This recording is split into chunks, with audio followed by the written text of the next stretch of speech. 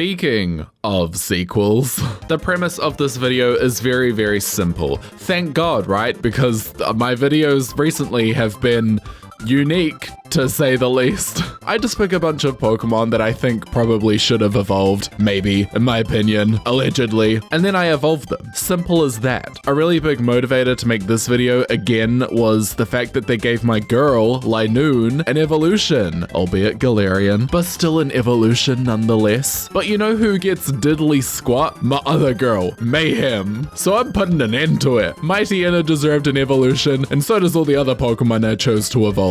Like and subscribe if you agree.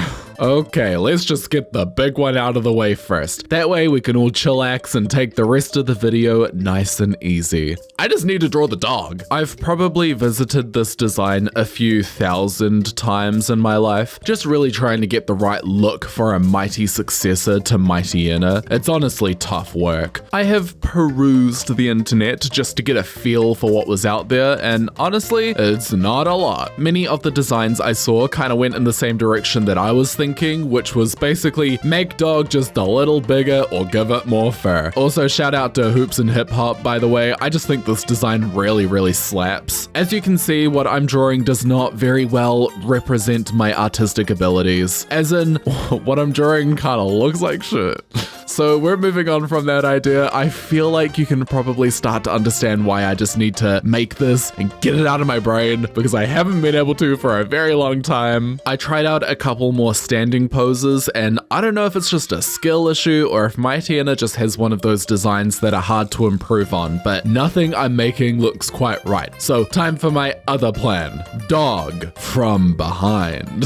Listen, here's a handy tip to all of my fellow artists out there who are having a hard time drawing our beloved canines, felines, other quadruped animals. You just gotta draw them sitting down with their back to the camera. Works every single time. See, look how much better this is looking. Simply because I'm drawing it in a different, much easier to draw pose. They don't always have to stand. People say that humans are the hardest things to draw, and I beg to differ. Literally begging on my knees to differ. In my humble opinion, allegedly on purpose. So yeah, things are starting to look a bit better. I'm kind of getting a good vibe about this one, guys. I thought if it's sitting down, then perhaps the fur would be tucked underneath its butt, I guess. As you can see, the face is giving old dog, kind of like Stoutland. Not the Stoutland from the anime though. That was really sad, and honestly, if I think about it for another second, I'm just gonna cry. No, this is a wise, older Mightyena. It perches on a rock at the top of a mountain. It howls at the full moon, just like the mermaids from Australia. I made its eye marking resemble more of a teardrop, but still keeping that signature angular aesthetic. You can draw your own conclusions as to why it needs to be a teardrop. The ears are also spiky,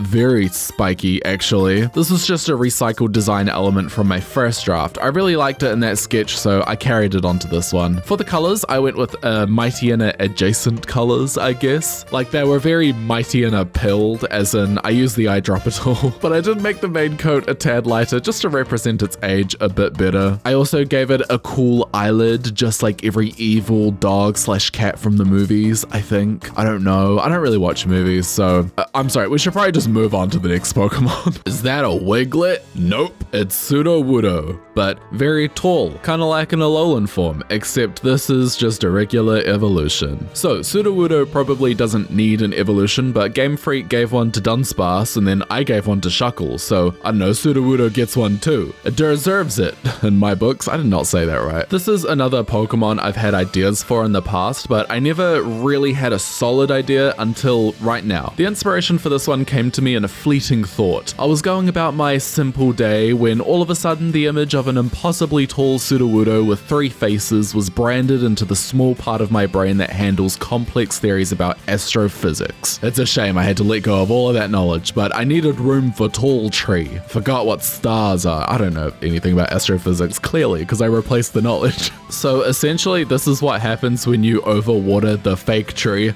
You know, the rock type. Turns out it will grow to be taller than any of the other real trees. I really tried my best at making the artwork look like it was a bird's eye view shot of this evolution. I used my little knowledge of perspective to try have it appear as though the top head is really close to us and the rest is very far below. I think I sort of got it, but then kind of lost it near the bottom. Maybe.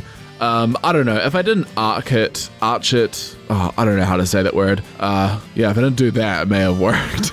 Lost my whole train of thought. Each segment has its own pair of branchy arms because, you know, it's funny. It would actually be really cool if it were similar to a Alolan Executor in the sense that it would drop these plant-based bombs and has like a part dragon typing or something similar. Perhaps because it is originally a rock type, I could get away with incorporating steel or even fire. That would be pretty wild. The colors are straightforward, but I did color in the middle segment differently because I like the idea of it being duotoned. I also use this opportunity to make the spherical leaves a different color as well. I'm still not 100% sure if I want the lower body to be the same as the head and have it look like a Sudowoodo with the midsection that freakishly came to life, or if I want to make the bottom a different color to make the overall design tri-colored. Things tend to work a lot better in odd numbers. Even nature agrees. This is why we don't often see four-leaf clovers. Mother Nature simply doesn't find them to be aesthetic.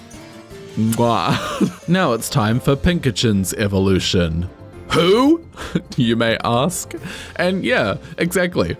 Who the heck is this? Well, just in case you forgot, Pincurchin is Galarian Pukumuku. I was actually kind of excited that the existence of Pincurchin meant that maybe in each future gen we'd get a little sea bean creature, but then they just didn't do it in Gen 9, so that's really lame. I mean, I could reach and say Tatsugiri fits the bill, but I'm not gonna make that call. I'll let you decide. This design shares a similar philosophy I had when making my Komala evolution. Not every evolution needs to be greatly different from its original. I mean, look at Palafin. I'm just kidding.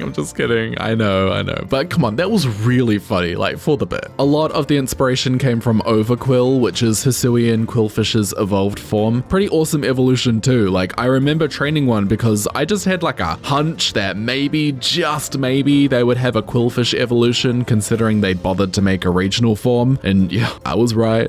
I also didn't know how to evolve it. Like one day it was just like, I can evolve, and then I did it, so thank God. I don't know if you guys can tell, but I'm having a really rough time with the coloring, okay? They're kind of just not my vibe with this one. I really want to make it a bit different from Pincurchin, considering the only thing I did to its body was make it bigger and give it more spikes. Oh, also an additional pair of eyes. See, I can be a kind creator. Extra pair of lookers. That's kind of a good deal. I duotoned the tips of the spikes because honestly, just looks cool, and sometimes you just need stuff that looks cool. I think it's also a neat way to show that this is like essentially Pincurchin 2. If Pincurchin is so good, where's Pincurchin 2? Well, guess what? It's here. I wanted the big spike on its forehead to be like the main one, so that's 3-toned. I can't see this needing an evolution, so again, it's kind of a nice detail that really wraps up this evolutionary tree. The final touch was to give it a different face color. Accent tones are a design theme I'm kind of going for with this guy, so it only makes sense. Okay, time for the lady, the sea lady, the mola, the Alomomola evolution. For those of you who may not know me quite as well as the above average person, Alomomola is one of my all-time favorite Pokemon in the entire world ever to exist ever. I know, strange pick. I don't even like Love Disc that much, really. The reason being, I just have really good memories of chain fishing for a shiny one in Shalur City until like 3 AM on almost every school night in 2014, which was 11 years ago. Ouch. So now it's time for me to finally give it some love on this channel. I've been literally begging to do something with it for a long while, silently in my thoughts, except it's very loud in there.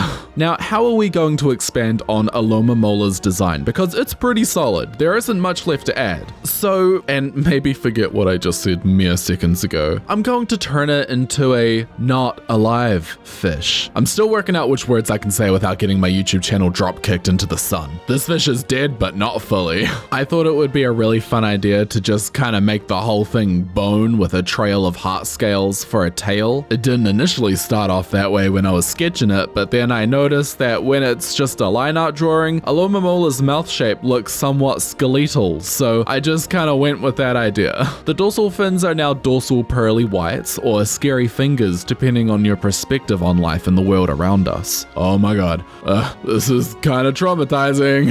The color is gray, and for the eyes I went with a SpongeBob during his first visit opposite to Sandy's tree dome, I need it vibe. I think it really adds to the character of the creature I'm designing. What do you think? I did simply color these heart scales in plain pink, but I know they look much better than that, so I did change them in the polish to be more accurate. Last touch I did was add a shading reference for myself because I want it to be quite a brooding piece, so I'm adding this in so I don't forget how I want the shading to look later on. Alright, time to look at some more evolutions for Pokemon that really deserve it. Leading the pack, it is Mightyena, the Alpha Bite Pokemon. It is a dark fighting type that evolves from Mightyena after defeating 3 other Mightyena using biting moves, including but not limited to Bite, Crunch, and Fire Fang. Rising above, it is Sudowoodo, the imitation Pokemon. It is a rock fire type that evolves from Sudowoodo when leveled up, but only if there are 5 fire types in your party. You know, imitation and all that.